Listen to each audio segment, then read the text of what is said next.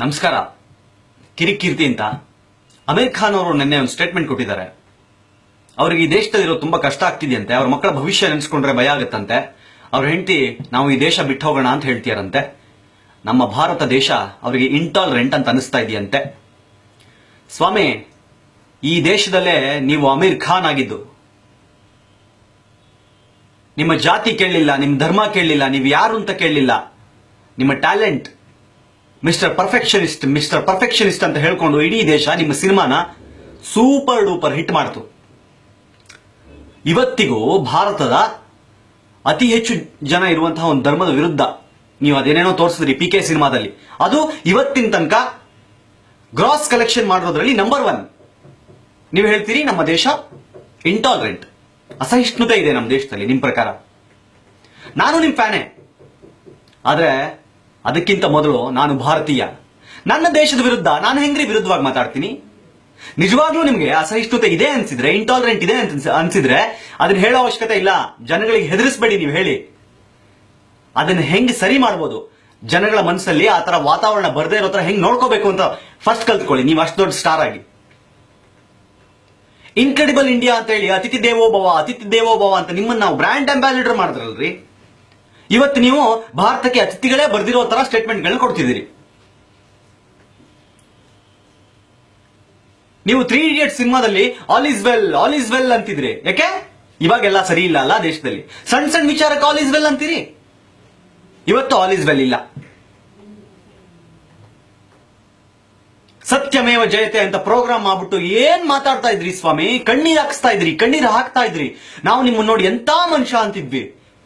ಎಲ್ಲಿ ಸ್ವಾಮಿ ನಿಮ್ ಸತ್ಯ? ಎಲ್ಲಿ? ಮೊನ್ನೆ ಕಾಶ್ಮೀರದಲ್ಲಿ ಸತ್ತೋದ್ರಲ್ಲ ಕಮಾಂಡಿಂಗ್ ಆಫೀಸರ್, ಸೇನೆಯಲ್ಲಿ ಕೆಲಸ ಮಾಡ್ತಿದ್ದವರು ಸಂತೋಷ್ ಮೆಹದಿಕ್. ಅವ್ರು ಸತ್ತೋದಾಗ ಅವ್ರ ಹೆಂಡತಿಗೆ ಹೋಗಿ ಮೀಡಿಯಾದವ್ರು ಮೈಕ್ ಹಿಡಿದ್ರೆ ಏನಂದ್ರು ಗೊತ್ತಾ? ನನ್ನ ಗಂಡ ಸತ್ರು ಪರವಾಗಿಲ್ಲ, ನಾಳೆ ನನ್ನ ದೇಶ ಕಾಪಾಡೋಕೆ ನನ್ನ 2 ಮಕ್ಕಳು ಸಹಿತ, ಒಂದು ಗಂಡು ಒಂದು ಹೆಣ್ಣು, ಅವರು ಸಹ ಭಾರತ ಸೈನ್ಯವನ್ನು ಸೇರ್ತಾರೆ ಅಂತಂದ್ರು. ನೀವು ನಿಮ್ಮ ಮಕ್ಕಳಿಗೆ ಇಲ್ಲಿ ದೇಶ ಸರಿ ಇಲ್ಲ, ದೇಶ ಬಿಟ್ಟು ಹೋಗ್ತೀನಿ ಅಂತೀರಿ.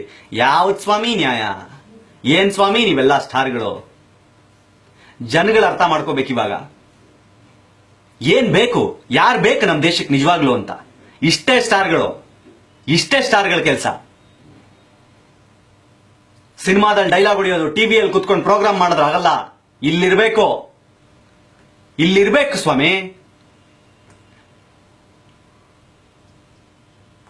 ಇಂಡಿಯನ್ ಗವರ್ಮೆಂಟ್ಗೆ ನೀವು ನೋಡ್ತಾ ಇರೋ ಜನ, ನೀವು ಲೆಟರ್ ಬರೀರಿ.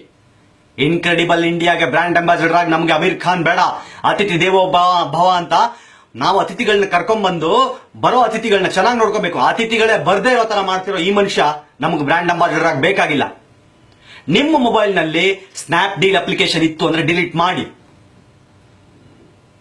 ಅಮೀರ್ ಖಾನ್ ಸ್ನ್ಯಾಪ್ಡೀಲ್ ನ ಅಂಬಾಸಿಡರ್ ಅಲ್ಲ, ಬ್ರ್ಯಾಂಡ್ ಅಂಬಾಸಿಡರ್ ಅಲ್ಲ ಅನ್ನೋ ತನಕ ನಮಗ ಅದರಿಂದ ಯಾವ ಪರ್ಚೇಸ್ ಮಾಡಬೇಕಾಗಿಲ್ಲ. ಅವ್ರಿಗೆ ದುಡ್ಡು ಮಾಡ್ಕೋತಿದ್ದಾರೆ, ನಾವು ಸಾಯ್ತಾ ಇದೀವಿ. ಬೇಕಾಗಿಲ್ಲ ನಮ್ಗಂತವ್ರು. ಅಮೀರ್ ಖಾನ್ ಅವರೇ, ನಿಮಗೆ ಯಾವ ದೇಶ ತುಂಬಾ ಟಾಲರೆಂಟ್ ಅನ್ಸುತ್ತೋ ಪ್ರಪಂಚದಲ್ಲಿ, ಚಿರು ಭಟ್ ಅಂತ ನನ್ನ ಫ್ರೆಂಡ್ ಫೇಸ್ಬುಕ್ ವಾಲ್ ಅಲ್ಲಿ ಬೆಳಗ್ಗೆ ಹಾಕೊಂಡಿದ್ದಾರೆ. ಅವ್ರು ಹೇಳಿದ್ರು ಅದೇ, ನಿಮಗೆ ವಿಶ್ವದಲ್ಲಿ ಬೇರೆ ಯಾವುದೇ ದೇಶ ಭಾರತದಷ್ಟು ಟಾಲರೆಂಟ್ ಅಂತ ಅನ್ಸಿದ್ರೆ ಅದನ್ನ ಪ್ರೂವ್ ಮಾಡಿ. ನಿಮ್ಗಿಂತ ಮುಂಚೆ ನಾವು ಭಾರತೀಯರು ನಾವು ಹೋಗ್ತೀವಿ ದೇಶ ಬಿಟ್ಟು. ನನ್ನ ದೇಶ ನನಗೆ ದೊಡ್ಡದು. ನನ್ನ ದೇಶದಲ್ಲಿ ಎಲ್ಲವೂ ಸರಿ ಇದೆ, ಎಲ್ಲವೂ ಸರಿ ಇರುತ್ತೆ. My country is tolerant. ನಿಮಗೂ ನಿಮ್ಮ ದೇಶದ ಬಗ್ಗೆ ಅಭಿಮಾನ ಇದ್ರೆ, ಅಮೀರ್ ಖಾನ್ ಹೇಳಿರೋ ತಪ್ಪು ಅಂತ ಅನ್ಸಿದ್ರೆ ಈ ವಿಡಿಯೋನ ಶೇರ್ ಮಾಡಿ. ಭಾಷೆ ಬರ್ದಿದ್ರು ಯಾವನ್ನಾದ್ರೂ ಪಕ್ಕದಲ್ಲಿ ಕನ್ನಡ ಬರೋನು ಕೂರಿಸ್ಕೊಂಡು ಏನು ಬೈತಿದ್ದಾನೆ ಅಂತ ಕೇಳಿಸ್ಕೋಬೇಕು ಅವರು.